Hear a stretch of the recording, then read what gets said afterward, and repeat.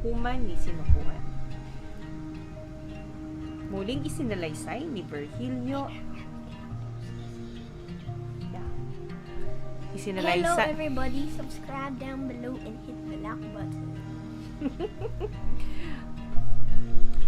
Muling isinalaysay ni Virgilio Almario at orihinal na iginuhit ni Gilbert Torres at muling iginuhit ni Mitzi Villaverser. Ang ganda. Ang ganda. You should let them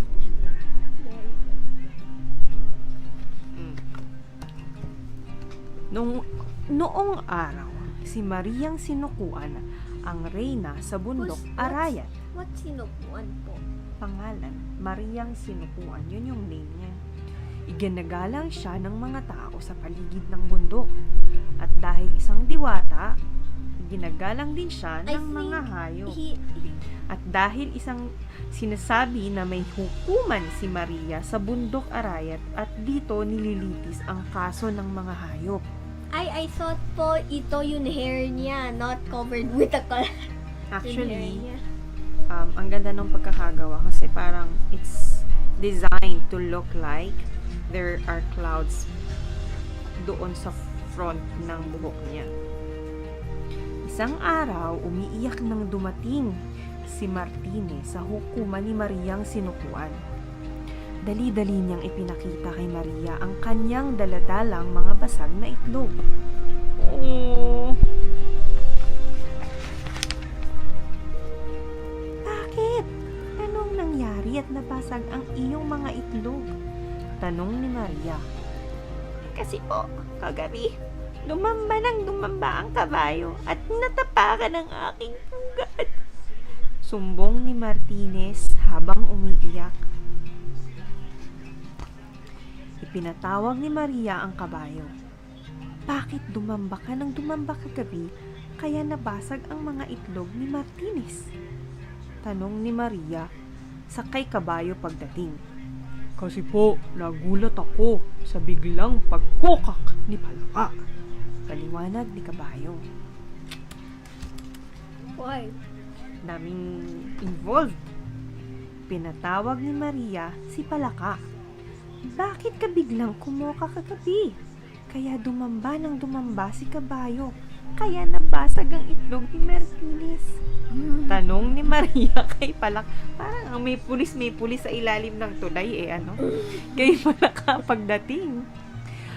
Kasi po, humihingi lang ako ng saklolo. Why? Dahil Palaka dala ni Pagong ang aking bahay at natatakot akong mabagsakan. Paliwanag ni Palaka. Ayun. Ipinatawag ni Maria si Pagong.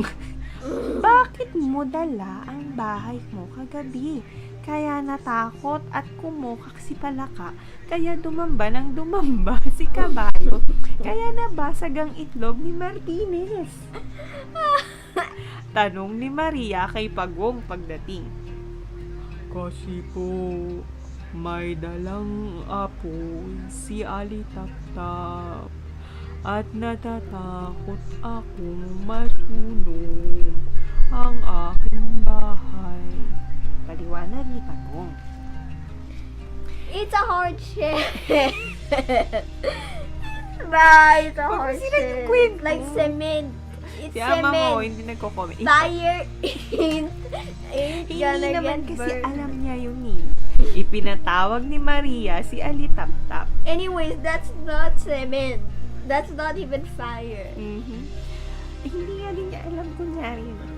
Bakit ka may dalang apoy kagabi? Kaya nagbuhat ng bahay si Pagong. Kaya natakot at kumukak si Palaka. Kaya dumamba si kabayo. Kaya nabasag ang mga itlog ni Martinez.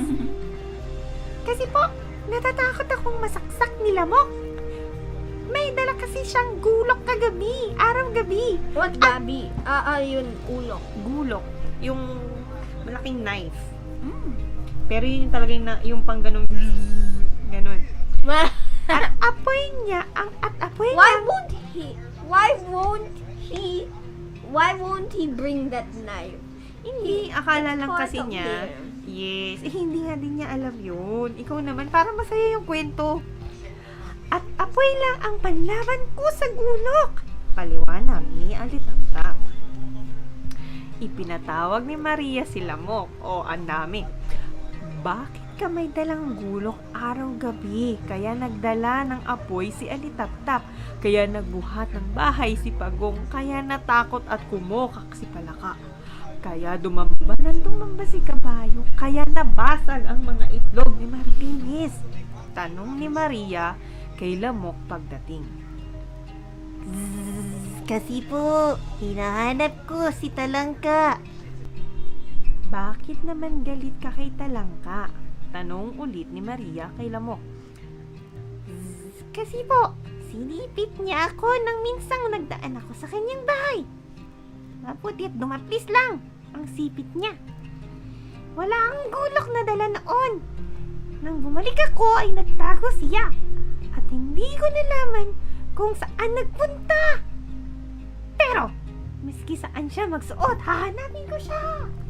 Galit na paliwanag ni Lamok. Paano niya makakagatin yun, di ba, Michelle? Dahil sa laki ng galit ni Lamok, wala sa loob na iwinasiwas niya ang daladalang gulok. Tinamaan si Palaka at kumukak ito ng malakas. Nagulat si Kabayo at dumamba ng dumamba. Nagkanya-kanyang takbo sina Martínez, Alitaptap at Pagong at iba pang saksi. Nagulo ang buong hukuman ni Mariang sinukuan. Very bad. Who hit her? Yes, nagkagulo kasi. Dito nagalit si Mariang sinukuan at ipinasyang parusahan si Lamok. Masyado kang marahas, Lamok, sabi niya. Kung nagkasala si Talangka sa'yo, dapat ay isinumbong mo siya rito at bahala akong magparusa sa kanya. May batas tayo at hukuman para sa pagkakasala. Pero dahil naging marahas ka, nagulo pati ang iyong mga kapitbahay. Pati ang hukuman ito ay nagulo sa iyong kawalan ng pagtitimpi. Pinarusahan ni Maria si Lamok at na mabilanggo sa loob ng 3 araw. Ipinagbawal din niya ang pagdadala ng gulok sa paglilibot ni Lamok. Pinagbayad That's din strange. siya. Look at her eye. I thought this was another eye. That looks so Parang feather weird. yata Look, niya. this looked like another eye, so it was gulo ako because the eye is in It's her confusing. back, and then there's another And there's eye another there. beak. Right? Pinagbayad din niya si Lamok sa mga nabasag na itlog ni Martínez at pinayuhan si Martínez na wag gagawa ng pugad sa lupa. Look, Yes, napakulong siya 3 araw. Natakot si Lamok na maparusahan ulit, kaya nang makalaya ay hindi na nagdala ng gulok. Pero patuloy pa rin siya sa kanyang paghahanap sa kalabang si Talangka. Si Talangka naman ay lagi nang nasa butas at nagtatago kay Lamok. Kaya Why? ngayon, kasi baka siya kagatin, di naman niya alam na matibay yung shell niya. Pag may aligid at bubulong-bulong na kulisap sa iyong tenga, si Lamok yun. naman. Akala- These guys are thoughtless. Akala ay butas, ni Talangka ang butas ng iyong tenga. The end. Wakas.